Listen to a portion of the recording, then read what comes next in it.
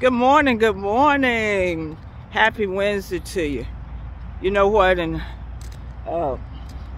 just a few minutes, you'll see a gentleman in the distance behind me, and he's gonna be, very soon, he'll be running up behind me. I already spoke to him this morning. He always gets his exercise out.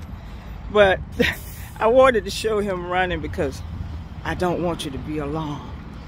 I don't want you to be alone, because that's an illustration of goodness and mercy following me all the days of my life.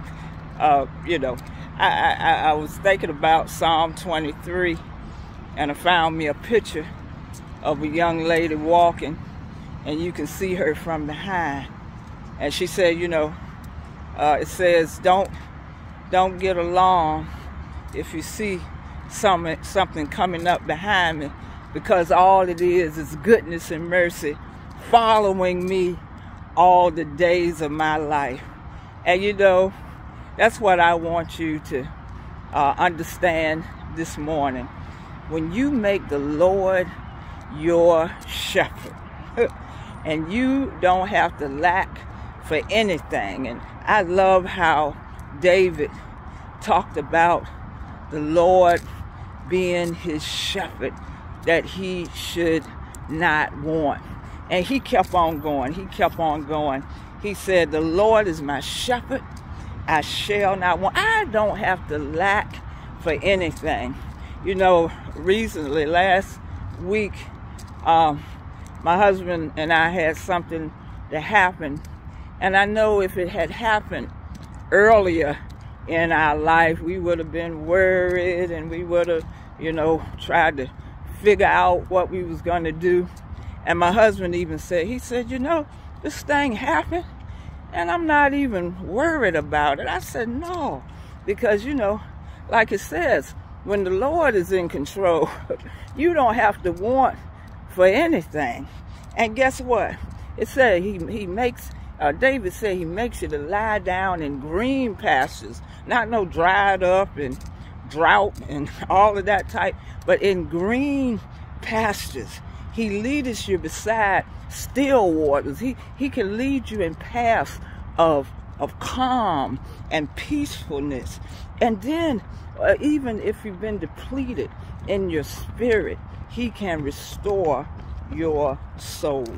He leads you in the path of righteousness, but you got to let him lead you in the right path. That's what righteousness is all about, being in right standing with his way, and right standing with his word, and right standing with his will. And we walk in the path of righteousness for his name's sake, not for ours. And even if it comes down to, sometimes we get the bad report from the doctor or so forth, and say, yea, though I walk, and you get maybe some type of bad financial report, yea, though I walk through the valley of the shadow of death.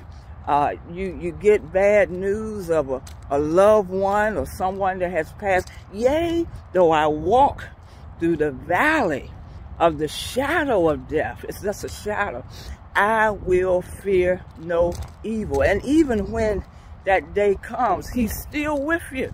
He's still with you. Yea, though I walk through the valley of the shadow of death, I will fear no evil. See, when you become more confident in God, when things come up, you don't even fear evil. There's a lot of things that are going on, and the world is getting more violent. People are still fearful sometimes to even come out of their houses. Some people, like I'm doing now, walking on this track, they're fearful to even do things like this. But you don't have to fear no evil. You know why? Because God is always with you. Yea, though I walk through the valley of the shadow of death, I will fear no evil, for thou art with me, for thy rod and thy staff, they comfort me. And you know, when you think about the rod, and people don't realize what that rod represents. That rod represents the rod of correction. Sometimes we don't want to be disciplined or corrected by God.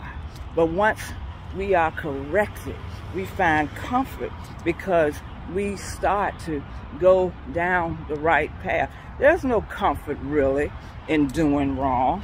So sometimes we need the rod of correction and that staff. That's like the shepherd's staff that guides the sheep, helps us down that path. And then guess what? What else he does?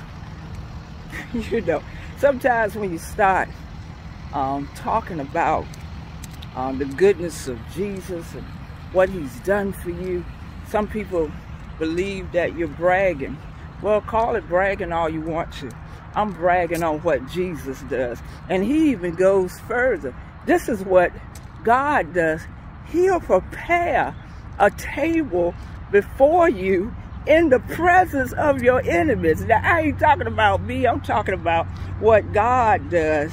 He anoints your head with oil. He anoints you for whatever the purpose that he has in your life.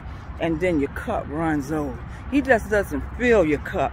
He allows your cup to run over. That's why at the end of this thing, at the end of this song, and this is what I can say, surely, beyond a shadow of a doubt, goodness and mercy will follow me all the days of my life, because I made the Lord my shepherd.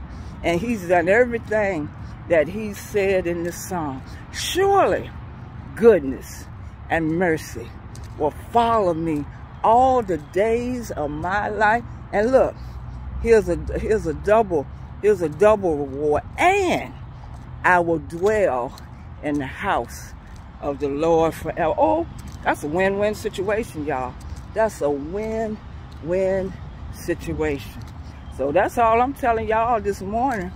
You should be confident that the goodness and mercy of God will follow you all the days of your life. Oh, he guarantees it. Have a blessed day. Bye.